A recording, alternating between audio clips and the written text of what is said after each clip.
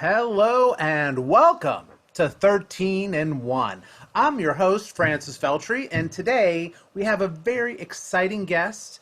Sandra Radna, an attorney in the New York City area, is going to come in and talk about the book you see here and behind me.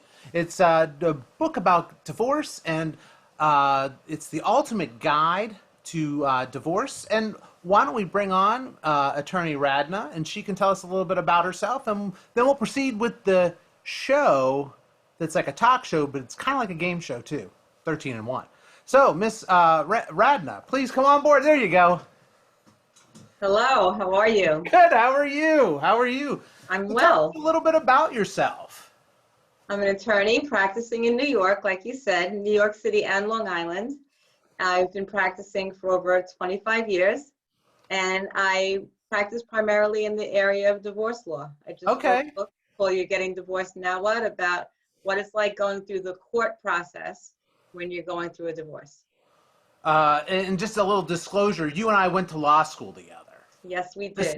So we've known each other, not that we have kept in solid touch, but we've known each other for some time. We actually lived near each other in law school as well. That's right. So I'm glad you could do this. I'm glad that we could talk about your book and your practice. And we also are going to play the game, which is 13 questions from me to you, and then you get to ask me one question. But that's at the end. Okay. So Thank you let's. for having me on. Oh, sure, sure. We'll talk about the book in a little bit, but I want to know a little bit of. First of all, let's kind of get in touch with a little bit. We went to law school together, and my first question to you is, what is your favorite or fondest law school memory? I actually have two. Oh, okay, good. One That was only counts as one question, though. okay, but it's going to count as one question because it's all about favorite law school memories. Yeah, this is in 13 and 1 answers. Okay. Well, one was they had a moot court competition in law school. I think you remember that, Francis. Oh, yes, yes. And we got to the end, and I was one of the finalists. And the judge, and when they do that, they have a real judge come in, and we were in Ohio. And the judge says to me, Ms. Radna, I hear the twang of an accent. Where are you from? New Jersey? And I put up my best New York. Of course, I wouldn't be from New Jersey. And I said, no, New York. Y-A-W-K. So, So yeah, anyway. the Midwest, where I am now, definitely, a New York accent stands out. Yes, the judge definitely heard it. My other one was the movie My Cousin Vinny premiered when I was in law school. I think it was my second year of law school, so it was probably your first year. Right. And we all went to the local movie theater to watch My Cousin Vinny.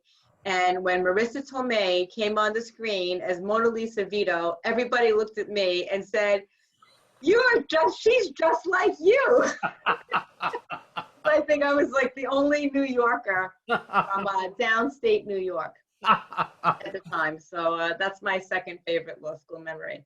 When I was in law school, one of the first classes you take is contracts, and I had Professor Warner was my teacher, and what he did is he would teach contracts like they do in the movie Paper Chase backwards. So what the ultimate goal of contracts, and then you learn it from the end to the beginning. Okay. And so you always would end up at the end with the basic remedial goal of contracts, because you would always do like a flow chart. And so the first week of law school, he asked a question to me, and I have no clue. I am totally lost in what's going on. It's all going over my head, and I was just totally clueless. And then from that first week, for the remainder of the year, 2 semesters, I was the basic remedial of contracts guy, and I had to say almost every class what the basic remedial goal of contracts was, which was to put the plaintiff in as good a position as he had the contract been performed and none better. I still remember that. I do it all the time. That was what happened to me. So but you have a good law school memory. I was like in tears, but that's good. So, so tell me a little bit about when you started to practice law, what was the best advice, another lawyer or a lawyer or advice you ever gave a lawyer? Well, because I have my own firm and I have employees, I'm going to say the advice that I usually give to the attorneys. Okay. And my advice is always that every problem has a solution. And if you haven't found it, go back and continue looking, because our clients come to us to solve their problems. So the answer isn't that there's no solution. The answer is, here's the solution, and we have to figure it out, because there's two sides to every story. So even if you think that the other person has a strong argument, there's always an argument for us to make too. Sure. And I'm going to kind of go into what's the first thing you advise new clients, and I'll kind of give you my little take on that too. But go ahead. What do you tell when a client walks in? What's the first thing you say? Well, after saying hello, Right. but once we start talking about the process, I explain to them that the wheels of justice turn slowly, that it takes time to get to your end goal, but you will get there. But they have to understand that it doesn't happen instantly, and sometimes it happens pretty quickly. Those are rare, but usually, especially for what I do, which is contested divorces, which take time, it takes time to get through. And it's important for the client to know that at the outset, instead of expecting that it's going to be very quick. It happens quickly if everybody agrees. If everybody's agreeing, you're not in court. If you're in court, it's because no one's agreeing, and that takes time. Right. And what I do litigation. I do more auto. I know you do that too, but on the other side, I'm the dark side. And the thing I always tell clients is that when you're in litigation, it's like riding a wave. There's going to be good moments and bad moments. You just you can't let the good moments get you too excited, but at the same point, you can't let the low points get you too down either, because it's hard. It's hard. That's great advice. That's a very good analogy. I might have to borrow that. You certainly may. I think that, and I think this is something. In this, there'll be questions. We're flying through these. We're going to be on question 4 soon, but I think that it's sort of helping clients understand the process, and so when you wrote this book, this is going to be question number 4, I believe. Number 4. When you wrote this book, what were you? Why did you write the book, and what were you trying to tell us about the practice of divorce law? That's a great question. So when I would go to court with my clients on these contested divorces, and I would be sitting in court with them and explaining the process, various strategies, or why the judge did what they did, or why we have to wait, they would invariably, I had about 5 clients that repeatedly said to me, people need to know this. You should really put it all in a book, because people don't know. They don't know what to expect. And it's very intimidating for a layperson going into court.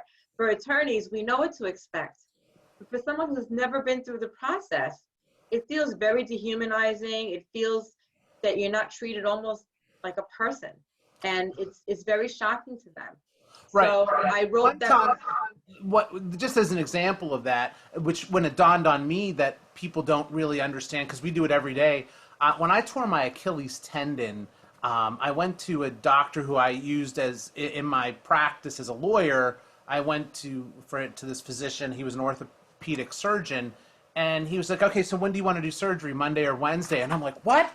Because for him, going to surgery is something he does every day. For me, I had never been through a surgery since they took out my wisdom teeth, so it was really shocking and upsetting. Yeah. And for him, he was like, hey, I do it every day. He goes to the OR every day. And I think that's the frustration that people feel when they go into court. They feel that attorneys aren't explaining the process to them. So they go in with expectations. And one expectation that I talk about in my book is people go in and they feel that I was the PTA mom for 3 years, or I was the coach on my son's Little League team, and I'm a good person. And the judge is going to see that. And my spouse, whatever they did, they're a bad person because they didn't do all the things I did. And whether your spouse had a problem with substance abuse or mental illness and you were parent of the year, but what the court does is they look at your marriage as a contract. And they're just figuring out how to dissolve this marital contract. And they're also looking to see what's in the best interest of the children. So you both start off at an even playing field. Right. And I think that's shocking to people. They were like, but why? Why would my spouse be on an even playing field with me? I'm the good one. You know, my spouse is the bad one. And that's not how the court looks at that. You know, they look at it, let's just see what's best for the child. They're not interested in whatever happened during the marriage. Obviously, it didn't work out. That's why you're here. Let's get to how we divide up the assets and how we make sure that the children are okay. Right. And you know, I would think that that's the hardest, one of the hard things is, and I deal with this too, the impartiality that comes with being in court when there are a lot of emotions involved. And, I think that's hard I would assume that's hard for people to sort of sort that through a bit. Right, because they don't look at it as impartiality. They look at it as, how is the judge even letting my horrible spouse speak? Why are they even listening to what my spouse has to say? They shouldn't be listening to them at all. They should only be listening to me. Right. And so it's hard for them to understand that the court is required to listen to both sides before they make a decision about anything. Right. Yeah. See, because I dropped my pen, so I'm going to go by memory here. I think we're on question number 5. It's 5, because last time you said 4. Okay, good. All right, good. And if, so I'm keeping track. One. We'll be good. We'll be good. So, what should people know about publishing? You published this book yourself, or you published through a publishing house, and what should people know about the publishing of this book, and maybe like what was involved in getting the information together? Well, the way I started the book is I always knew that I wanted to use stories of people who went through divorce in order to illustrate the points I wanted to make in the book. So I started off by interviewing people they were all my clients who had been through divorce, but we asked the same questions. I believe there were somewhere between 15 and 20 questions. And the questions were, how did you feel when you first realized you were getting divorced? And what was your first court appearance like? And what did you think about the cost? And that became the basics of my book. If you read through it, you'll see that each of the chapters discussed probably one of those or some of those questions. And then the other part was really the process of deciding what the format of the book was going to be. How was I going to relate the stories to the law without sounding like a textbook when I was talking about the law part? Right. So what I ended up doing was I wrote the book in terms that anybody could understand. If there was anything that I felt was a little bit legalish, I either put a footnote or we have a glossary in the back that explains those legal terms. But I tried to make it readable for anybody to read, that they would understand what was going on without having to have a dictionary right next to them and looking up every single term. Well, what I liked about it is the personal insights that the people that helped with their personal experiences, because you could tell it was honest.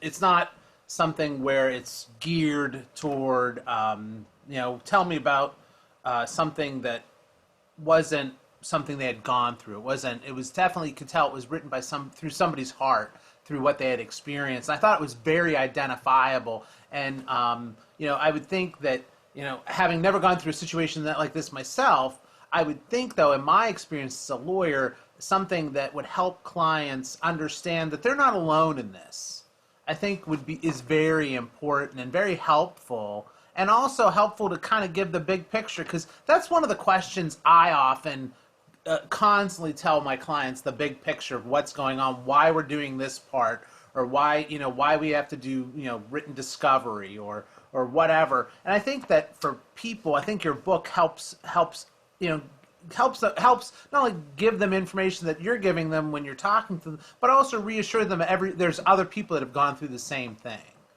Absolutely. Community, there's strength in community. Sure. And when you're going through a divorce or when you decide to get divorced, you feel like you're going through it alone because you don't want to talk to people about it. It's embarrassing. You feel like, how come I couldn't get my marriage right? Or maybe you think people are going to think differently of you.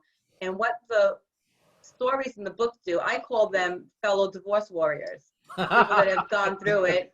In the book, it says there, let's see what your fellow divorce warriors have to say, because they give the community that you need when you're going through this.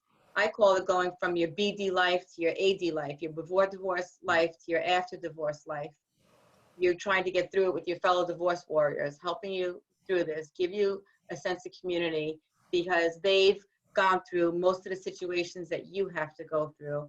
And you have it as a resource to look back and say, okay, how do I prepare for my first court appearance? What questions should I be asking my attorney? And what I did to make the planning easier, or I don't know if easy is the right word for, but the planning more doable, really, is I made 12 copyrighted forms that go along with the book. The first chapter in the book is called Fear, Shame, Guilt, Sadness, or Just Pissed Off. Because when you decide to get divorced, you're probably feeling one or all of those emotions. The first form in the book is called the Get Your Mind Right form. Right. Just to help you identify those emotions and then put them aside. Because you cannot plan when you have in the middle of blind rage or you're crying all day long. You can't make a plan. The other forms are planning forms for expenses, for where your child will live. So it's meant to be used as a very practical book to be used with an attorney, not without an attorney. Right. With an attorney, but to help get you through the process with your sanity, because it is so emotional and you do feel like it's overwhelming. And this is just to help you get through. Right, right. And I think that that's important too. Just again, from my practice is when you are in the litigation, in the judicial system, you do need to have somebody who's able to navigate that system and also understand the impartiality aspect of the law, and so you can be impartial too. I always try, if I ever when I get too close to a case, because that happens, because you can get involved. I always try to step back and say, okay, take a moment, because that happens. I had once where I was so mad in trial, actually, at the other attorney that I objected when I shouldn't really have had.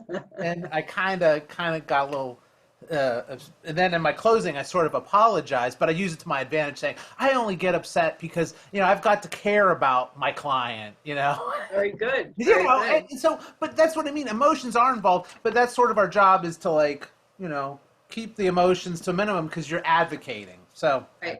And all this, but it's just when I read this book, I just think this is such a great idea for people to help them get through, because I see this on other aspects of the law. So I think it's really good. Let's tell a little bit about you being an NYC girl in Long Island. Why don't you tell me this is question number 6, I believe. Yes. Okay. Yep. 6. Where is your favorite place to go in New York City? Well, there's this thing called the High Line in New York. What is that? What the High Line is, it was old elevated railroad tracks that had been abandoned for years, and they transformed them into a place where you can walk. And I forgot how long it is. It might be 3 miles. I'm not sure. It might be 5. And you're walking and you have this elevated view of the city, and every season is different because of the landscaping and everything that they have around. There's places where you can sit. There's always people there. And it is so beautiful. I've been there, I believe, in every season so far. And it's really, if you come to New York, it's something you should go see, the High Line. So that's like a secret hidden thing of New York too. It's relatively new. It's relatively new. I think it's only been there for maybe 4 or 5 years. So it's not something that, if you haven't been to New York in a long time, you would know about. And they've done similar things throughout the country with abandoned railroad tracks. Some are elevated, some aren't. They've made bicycle paths out of them. Nice. But this is actually a walking path. Oh, so cool. It's really beautiful. Excellent. We have something similar to that. We call it cornfields. So you can walk. I remember those from law school. And you can keep walking, and you keep walking, and there's more corn. Okay.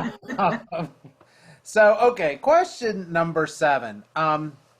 Now, just a little bit more about New York. I've been there a few times, but I don't know enough. I love food. Okay, maybe you can tell. I don't know. It's food is very important to me. Um, and I know that Philly has the cheesesteak. Chicago has deep dish pizza and Italian beef, and we can get into that after you answer this question if you don't know what Italian beef is either, because I didn't until I moved out here. What unique food would you say New York has? New York has the best pizza. Pizza. Now, New I've been to York that has the place. best pizza. What's New that place York pizza. where Spider-Man, the Amazing Spider-Man, was filmed? It was. It's right down in the city. Uh, that helps. It's got the. It's one of the better pizza places. I wish. Where would you go for? Where would you go for good pizza? Well, in New York, I would never go to a chain restaurant for pizza. So I Fair would never enough. go to Pizza Hut or anything like that. Sure. No offense to Pizza Hut, No, but it's you're in New York. really they're just everybody has their own pizza place. There's no like one place. They're all good in New York, and the difference is the crust Mm, and the sauce. okay. It tastes completely different. One of the most shocking things to me when I went to Ohio was the pizza place was across the street from the school, from our law school, and it was called Tom and Jerry's. Oh, I think it was called the Northern Freeze, right? Or I don't know. Anyway, I the remember pizza one place. the I pizza remember. was like frozen pizza. To us, it was not good. And whenever I brought my friends from out of state to New York and they've had the pizza, they were like, "Oh, now we know why you were so snobby about the pizza." Because all I did in Ohio was saying, "This is terrible. This pizza is Yes, that's terrible." true. That's It's true. very doughy. It has a very crisp crust, and it's just delicioso. Well, here in Chicago, they have the deep dish. It's like this thick pizza, but they also have Italian beef. Have you ever heard of Italian beef, Sandra? No. Italian beef is this answer to the Philly cheesesteak. I didn't know we were at war with Philadelphia here in Chicago, but we have the Italian beef, which is this marinated beef. I don't know if it's in Thousand Island dressing or that you pour over. I think it's awful. People say, "Hey, you're Italian. Do you like Italian beef?" I'm like, "That's There's just no Italian such dressing. thing. Why is that Italian? I don't even understand you." So yeah, I hate it. I Oh, don't like it. It's very popular here. yeah. Very popular. It, They it, don't sell it it here at the Italian rrestaurants. no. It is definitely some. It's basically No, we have very good Italian restaurants in yes, New yes. York. It is. Yeah, it is not. It's not Italian. I don't even think it's food, to be honest. I haven't tried it, but they love it here, and I'm on a crusade. A lot of people are crusading right now in life about certain things. I am crusading against Italian beef. It should not be called Italian. Okay, Oh that my gosh. affects me. So yeah. So there you go. I think we're on question number 7. Question number 7. Okay, so oh no, we're at question 8. We would be question 8. This is my favorite question. I've been asking this question to Right. everybody. Right now, McDonald's has a Travis Scott meal. Do you know who Travis Scott is? He's a singer, very No. popular with your 13 to 15-year-old boys. Okay. Your sons probably know about this. But anyway, the Travis Scott meal is basically a quarter pounder with cheese, bacon, onions, pickles, with a side of fries and a barbecue sauce packet to dip your fries in, and a Sprite. That's a Travis Scott meal. So if I wanted to get a Sandra Radna meal, where would I go, and what would be in it? Well, you go to any excellent bagel store in New York and you get a toasted everything bagel with peanut butter and jelly on it. Whoa, that's It's nice. very delicious. So a certain kind of jelly or peanut butter, can it be? You know, I I would get the bagel from the bagel store, actually. I usually use jelly, like a blueberry jelly, or I've had fig jelly, which is really good with peanut butter. It's delicious. It's good. Have you ever had a really good fig? Oh, you got to go to Greece and have a really good fig. But anyway, it's really good. But grape jelly works just fine too. Grape jelly. So, Okay. but with the everything bagel toasted, it's really delicious. It's a nice combination of sweet and salty. Okay, all right. And again, when I was in New York maybe about a year ago now, and I mean, bagels are a serious business Yes, in New York. yes. Again, I have to go to Panera if I want a bagel Yeah, here. not the Okay, same. okay, not the same whatsoever. So do you? So you said peanut butter and jelly. I do like the everything bagel as well, but I love the fact they call it a schmear. When Yeah. again, we don't have that here. The but my favorite is something like I like a maybe something with a little bit of like maybe like a little garlic flavor to it or something like that with my schmear.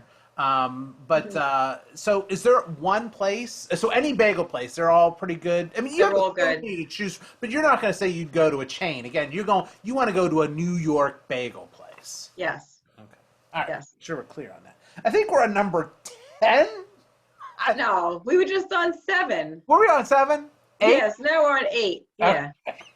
I think. This is why I became a lawyer. I'm not good with math. Yeah, none of us are.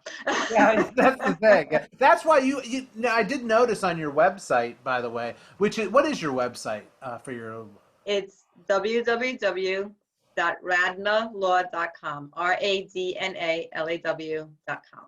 And I noticed you have a nice staff as well. So this is a full service kind of stop for anybody that that needs help. Yes. Good. Thank you. All right. So now we're getting to some personal questions, so we can learn a little bit about Sandra here. Okay. Who would play Sandra Radna in the Sandra Radna movie? Marissa Tomei. Oh, see, you got that. I see. Who is awesome, by the way, is awesome. And see, and what's the title of the movie? Happy and Grateful. Nice, nice. Happy and Mine Grateful. would be I can't believe I have a law degree, and I think Ned Beatty would be.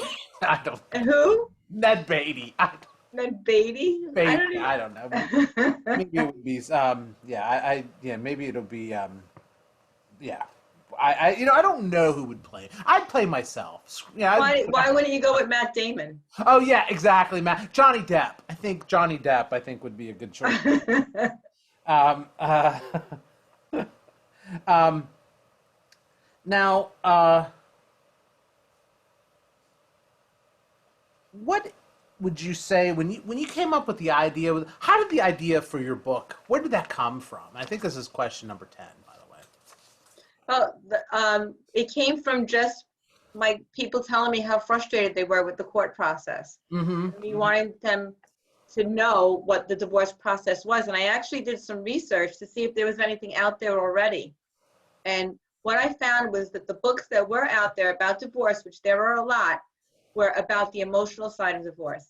Okay. How to move on after your divorce. People with maybe there was one book where it was all about having a divorce with somebody who has psychological or mental illness. There are books about how to get the best out of from your spouse, kind of one up them in the divorce. Some were just written for men, some were just written for women, but there was no book about the court process. Okay. There were self-published books by attorneys that maybe they did ebooks that was just very specific to the locality of that attorney. So maybe just one about New York or the court system in a certain county or, a different state, Pennsylvania. But there wasn't a book written for all 50 states, which this one is, just about the court process. And I felt that people needed to know because knowledge is power. And knowledge, once you know what's going to happen, it doesn't take away the fear and anxiety 100%, but it definitely brings it down. Because if you know what to expect, you have an idea of what to expect, you know what to ask your attorney, you know what papers you want to have before you went in there, you know what questions to ask an attorney when you're trying to hire one, it makes the process a lot more predictable and a lot less ominous, which brings down your fear. Okay. Now, a little bit more about you. When you were a kid, what did you want to be when you grew up? Ballerina. About really? Yeah. Really? Okay. I mean, that, for me, I wanted to be a cartoonist, but a ballerina, like, that is like, I mean, did you dance or was it just something that, I took ballet lessons for 8 years, and I think that wow. I wasn't as good as I probably thought I was. Yeah. Did you But I do the did whole enjoy toe it. thing? I never got to the toe thing, which is probably tells you a lot. Yeah. Well, that's hard. That's Do hard. that for 8 years. And my cousin got to do toe dancing, so I think that must have been I wasn't as good as I thought. But that is what I wanted to do when I was a little girl. Yeah. And then after that, I really wanted to be a doctor. I Okay. was pre-med in college, had trouble with organic chemistry, so that eliminated me from pre-med. Then I went to nursing school, still interested in the medicine. Right. And when I got to my clinicals, where you go into the hospital, I did not like the way the hospital smelled. The smell made me sick, it made me nauseous, it made me want to faint, and that was the end of the medical field. Mhm. So I went to I was working actually at a hospital with a nurse in something called a poison control center, and she told me about her sister that worked for a medical malpractice defense firm, and she got to use all the medical knowledge that she had. And I said, oh, I think that's what I want to do. And I went to law school, and I actually got a job at the firm that her sister worked at. Oh, okay. Her sister didn't know me, but I ended up getting a job there. So that was my first job out of law school. It was a big medical malpractice defense firm. Well, and that's so, that medical, people, I don't think people know how much, even what I do, and I know you do med mal, and you also do auto and slip and fall type stuff, I would assume too. But it was just how much medical is involved in that, where you have to just know enough to be dangerous, but knowing You it. know the medicine, absolutely. It's a case within a case. And interestingly, the way I got involved in divorce was after I was working in the medical malpractice firm for a while, and I was on the defense side. I really felt that I wanted to be more people facing instead of with the insurance companies. And I left that job. I started working for a sole practitioner who Mhm. did a little bit of everything. Right. And that's how I started learning divorces. So now I've been working in just the area of divorce for the last about 26 years. I did a year of the medical malpractice, but I kept doing the medical malpractice in my own practice when I started doing it, but on the plaintiff side, the other Right. side, the side of the victims. But the divorce now is about 60% of what I do. That's the largest part of my practice. Mhm. I have the most attorneys in my firm working in that area. And because I had the litigation experience from doing the medical malpractice, which is very complex, and also the personal injury, I'm willing to take my cases to trial if necessary. I prepare every case as if it's going to trial, and that's how I've had this experience with the court process. Right. And the other thing is I was a psychology major in college. I mean, a psychology minor. I'm sorry, I was a pre-med major, but I was a psychology minor with a major in biology. That helps dealing with other lawyers. It does, but it also helps dealing with very emotional clients. Sure. So, and what's more emotional than your children or your money? And that's what's happening in a divorce. Right. So, because of my psychology background, I feel that I'm able to have almost an empathy for my clients for what they're going through. And not that I've experienced it myself, but because I've experienced it vicariously through my clients, I'm able to bring something when I'm speaking to a person who's going through this process for the first time. I understand the various emotions that they're likely experiencing and how difficult it is for them to just think about not living in the same house as their children full time, which is a very difficult thing. So I bring all of that together and I put all of that in my book to help people through.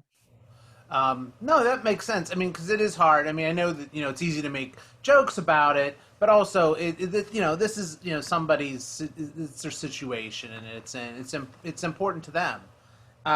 And so when you're at a party, and this is question number 12, how do you describe the practice of law to people? Because I think people don't some people, other lawyers kind of get it, but I don't know if people who aren't, and sometimes other lawyers don't get it either, by the way. But but I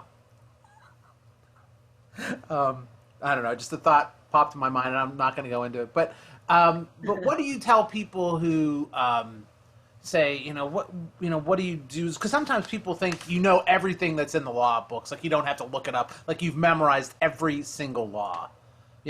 So how do you describe what you do, or the practice of a lot of people when you first meet them? I tell them we solve problems. Okay. People come to us with problems, we figure out the solutions, and in a way that their friends can't. And I like to call it Joe in the bowling alley. Joe in the bowling alley doesn't have all the answers. The lawyers do. We figure out how to solve your problems. What I recall is some people come up with a specific thing, like I got a DUI while I was on the river, and I don't think I should be given a DUI because I was driving a boat, and what's the law? And I don't have like river law knowledge in my brain, even though I went to law school. I have to, it's sort of like you either you do that area. I don't know if that's a specific area, but or you look it up. So like, hey, I'll get back to you. And I think that sometimes people have this expectation that we have memorized every law. Well, lawyers know how to find the solutions to your problems, right? So everybody's problem is different.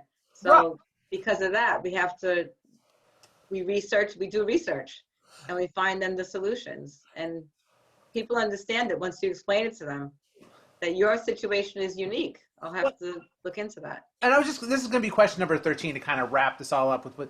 I mean, I would think that every case that comes across your desk comes to you, they're all unique. And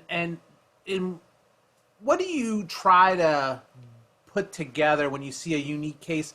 Is it how do you deal with the uniqueness of each case? Well, I have a process when someone comes in to see us, and the first thing that we do is we listen without interruption. Mm-hmm. People want to get their story out. They want to let you know what happened that brought them there. And then afterwards, we ask some clarifying questions. And then by the time we're done with our meeting, we come up with a preliminary plan of here's how we think this should be approached. And the most important part of all three of those is the listening. Right. Because people want to be heard. And a lot of times clients come into us and they say, I'll make this really quick. I say, no, take your time. And as soon as they hear that, you can see that they calm down a little bit. Right. Because they feel like they have to go really, really quick to get their story out, because you're not going to listen to them and they're not going to get to do it. And once they get their story out, they relax a little bit. And then they can hear what I have to say. Right. Because if I didn't let them get the story out, they're going to keep trying to get it out. They're not going to be able to listen to me. And that's really what we do in order to make it easier for a client when they're coming in. Just being heard, being listened to, being validated that what they're feeling is legitimate, that there's nothing wrong with them, mm-hmm. that it's not their fault that this happened, but we still have to work through it, even if it doesn't seem fair. And I think that just repeating that back to them, saying those words to them, help them a lot and helps us to be able to move on to the next step. Right. I think that is so important. I think that I always try to not only just listen, but also just make sure they're in a position where they tell me things, because they know the case at that point better than I do, obviously. Right. So I just want to try, and I remind myself too in similar situations where I need to listen, because this is when they're telling me the things that I need to explore even further sometimes, or so I think that that's so important. I think those are such good things. And, I think it's also, sometimes as lawyers, I think that, we try to just answer problems without actually knowing the question.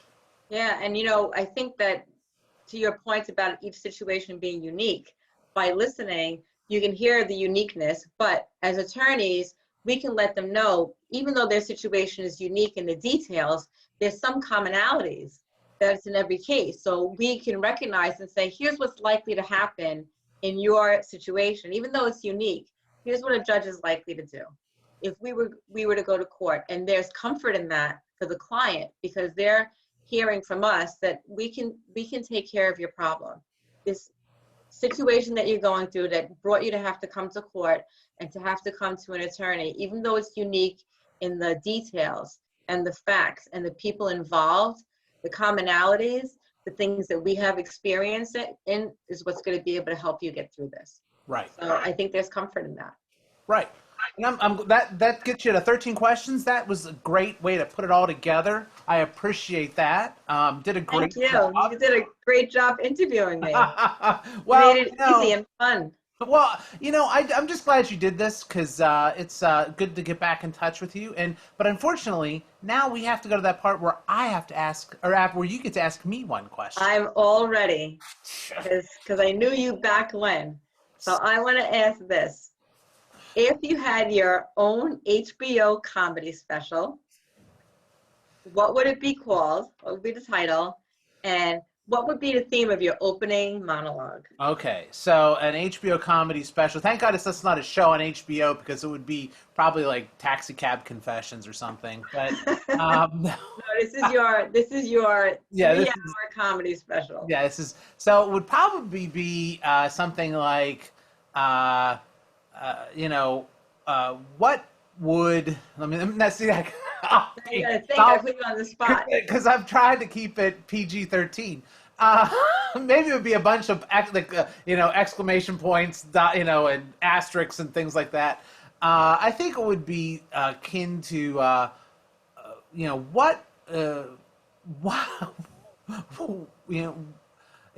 think the whole idea, the monologue. Let's start with the monologue, so we'll come with the title later. The monologue would be, when I graduated from law school, I thought I was going to help people and do stuff, and I didn't really appreciate or understand the idea of being a lawyer initially. I don't think I really understood it at all. I think when I first started law school, I didn't even know who a plaintiff and a defendant were. You know. And then as I started to practice, I started to appreciate it. And I think I've learned a lot in the practice of law. So I think the title, the opening monologue would be, I learned by doing, something like along those lines. And maybe that would be, the title would be learning by doing, or maybe a subtitle is, I can't believe I have a law degree. Yeah, that's a great one. So that's a great one. I think that for me it was learning more as again, you learn a lot in law school, but you learn enough so that you can go and learn more. It's a constant learning process, which I do actually like. I was telling you before, when I took a year off on our pre-show, I actually missed the practice of law. I actually I do enjoy it, and every different lawyers get into different aspects. I don't necessarily get into the adversarial position, but I enjoy the the whole process, back and forth. Yeah, and help, and even on the dark side, the defense side, I do help my clients. Of course you do, because they've been in a situation where either they have a problem too. Right, they're being sued. And so in helping people who, sometimes they have to face up to the fact they did cause a car wreck or they did do something wrong. And so that's a whole other hand-holding thing, but too, that I find more enjoyable than doing it on the plaintiff side. Because I think that, it's just, so I think that my HBO special would be about how I didn't really think I'd be doing this type of law. I thought I was going to help people, but I am. But I didn't think I'd be helping people in the way I am. Does that make sense? I thought I'd be, I thought I was going to work for the ACLU, to be honest with you, or do some kind of legal clinic thing. And I discovered I didn't really like that aspect of it. I know it's weird. I like doing it this way. It's weird. I get more enjoyment out of it. You never know. Yeah. I never thought that I would work in the area of divorce. When I first started, when I worked for the sole practitioner after I left the big firm, right, I just thought that it was petty and they were just fighting over a silliness. And until I had one day that I was representing somebody who came to me for an uncontested divorce, because I said that's all I would do. And her husband locked her out of the house and she was sleeping on her front lawn. All of a sudden, her uncontested divorce became contested. I couldn't abandon this woman. Yeah. And I did this case, and we went all the way to trial and got her everything that she should have gotten. And that's really, I started getting the reputation for having these difficult cases, Right. difficult, highly contested divorce cases. And that's really what my niche is now, like what I really work on, because people need help and they need someone who's willing to go to trial if necessary Sure. to help them. And so if you told me I was going to do this, I would have been Right. like, never in a million years. So you don't know where it's going to take you. But like you said, you find something that resonates with you, and that's what you end up doing. And we both get a lot of job satisfaction out of what we do, of helping people in our different ways of helping them. Right. So, You're long going to way get a from bonus Bristol. question because Okay. you're getting a bonus question. Okay. I liked what you brought up. And when you went from a large firm to your own office, it's very different. And I'll give you an example of when I went from one office to another. I was at this office. I went the other way. I went from a very small office to a very large office before I ended up with where I am now. And the one thing is where I had been, they didn't even have a postage machine. They were doing stamps. They were doing stamps on an envelope. So, I mean, when you went from your large firm, and I'm giving you some time to think, when you went from your large firm to where you are and your what did you find? Again, I'm totally springing this one on you, so I understand. Okay. What did you find as, what did you find just as the change, or what did you find anything interesting when you did that big switch? Well, when I was in the big firm, it was a 500-person firm. There Right. were 200 attorneys, and everything was very compartmentalized. Like, we didn't even get our own files. There was a prep department that you would order your file. So you would order your file from the file room. There was a prep department that brought things to court. So it was very compartmentalized what we did. We had secretaries that typed everything up. So at the time, was showing our age, but we didn't even have our own computers. We used to dictate everything. Yes. So How I started. when I went to the sole practitioner before I started my firm, he did a little of everything. So it was the complete opposite. It was me, the attorney, and a secretary. So I learned how to do every aspect. I was the one bringing things to court. He even had me serving papers on people. But the thing that was good about that was I learned every single aspect of how to run a law firm. Right. Because I had to do everything. It was me and the secretary. We did everything. I helped create a new filing system. I organized how things were in the computer. And when I started my own firm, I started by myself.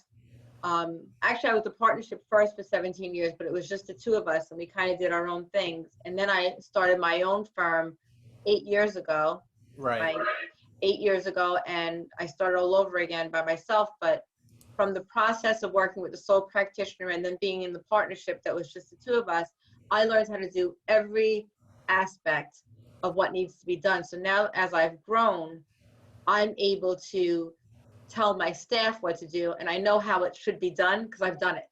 I always tell them, I said, every job that there is, from answering the phone to typing up the memo to the file to doing the filing, I've done those jobs. And that's how I know the right way for it to be done. So if you don't do it the right way, I know.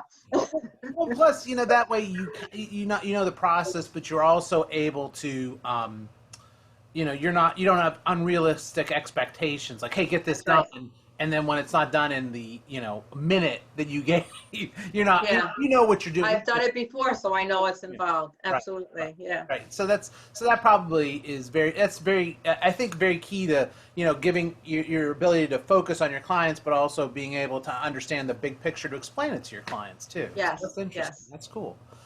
Well, you made it. You did 13 questions. I did one. We did a whole show together. So That was great, Francis. Thank you so much. And thank you. giving me And the opportunity to talk about this book that I'm hoping will help lots of people. Yes. The title of the book again, just so everybody can make sure and where can they get it? You're Getting Divorced Now What? It's available on Amazon.com and anywhere you can buy a book. If you look it up, and you can get it electronically right on your phone or iPad if you don't want your spouse to know what you're reading, and or you can get the hard copy right through Amazon. Usually, And they can also if they want to get in touch with your law firm, you're on the web. yes, my website is www.radnalaw.com, RADNALAW.com. And my name is Sandra Radna. I'm easily Googleable. Is that a word? Yes. Googleable? You know what? If it's not, we'll make it. That's fine. Googleable. That works for me. I think everybody knows what you mean. Yeah, look for my new movie with Marissa Tomei. I'm kidding. It's still Marissa awesome, Tomei, by the way. if you're watching, it's a big compliment. I like you very much. So, Well, thank you again. You did a great job. I appreciate it. And I'm going to go. My outro music is on my phone because this is about as technical as I get. Again, this has been another episode. Keep watching episodes. We're going to have other guests. Probably have Sandra back sometime to do more questions because she was awesome. And thank you again. And please enjoy. Oh, music by Charlie Fleming. His episode's coming up, or you've seen it already. Watch that. Watch everything. And subscribe on YouTube. Subscribe, please. I need that. Thanks. Have a good night.